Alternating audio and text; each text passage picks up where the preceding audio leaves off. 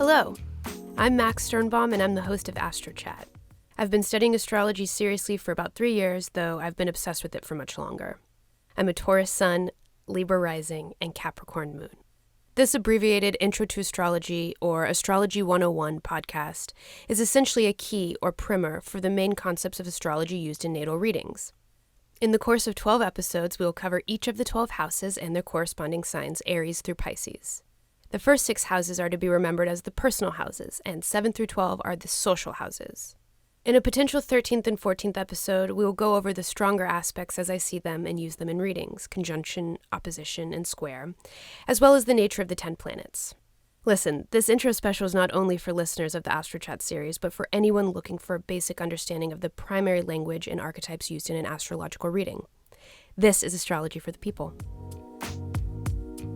Episode 3. Gemini and the Third House.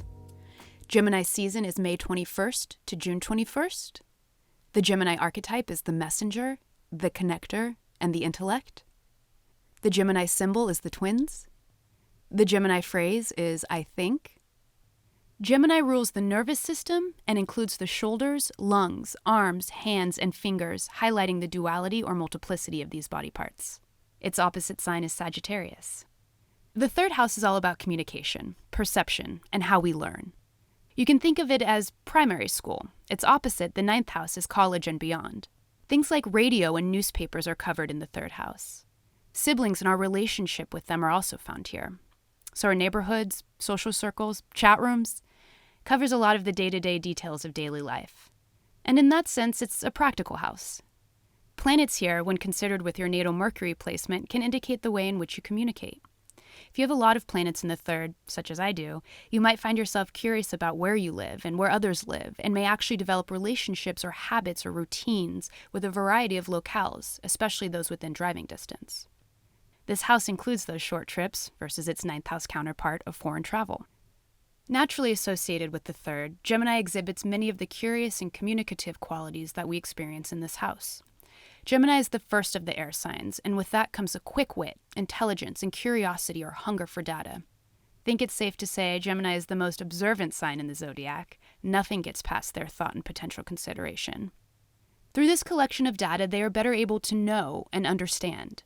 Gemini can be information for information's sake, without much discrimination or distinction. This, mixed with their talking for talking's sake, shows up as Gem's gossipy side. As a mutable sign, they show their flexibility through communication. Gemini can take up both sides of an argument, sometimes giving them the reputation of being two-faced or even flaky. But it's this quality to adapt and to read the room, so to speak, that also lends them the moniker of social butterfly. The one who can walk into a room and chat each and every person there, usually about a topic said person is interested in. This sign relates through communicating information. For Gemini, variety is the spice of life, and like Aries, this sign can bore easily, especially in relationship. To be with a Gemini is to be able to stimulate them intellectually. Gemini is ruled by Mercury, which is the only neutrally gendered personal planet, and as such, in my opinion, leads to the versatility of Gemini, being able to inhabit both the masculine and feminine, the earthly and the heavenly. Mercury is the messenger of the zodiac and lends its social nature to incorporate transactions and merchants and even indicate the marketplace, which is very third house itself. But being ruled by the messenger speaks to Gemini's ability to spread the word and speak truth to the power of conscious communication. Some well-known Geminis who exemplify their sign are JFK, Donald Trump, Anne Frank, Bob Dylan, Tupac Shakur, Adam Smith, Harriet Beecher Stowe, Johnny Depp, and Jeffrey Dahmer. Thank you all for listening, and I hope this proved helpful and resonated with the gems of the world, or third house suns, or those with a heavy Gemini signature. We each have all 12 signs within our natal chart, so while you might think, I'm no Gemini, well, look closely at your chart and find out which house or planet or angle inhabits the world of Gemini. Then you can apply these principles or archetypes to that area of your life or yourself. It's the variety of combinations of planets and houses and signs within each of our natal charts that accounts for the diversity of human experience. And again, I hope to emphasize that figuring out our own astrology can help navigate life with more awareness, ease, and certainly grace.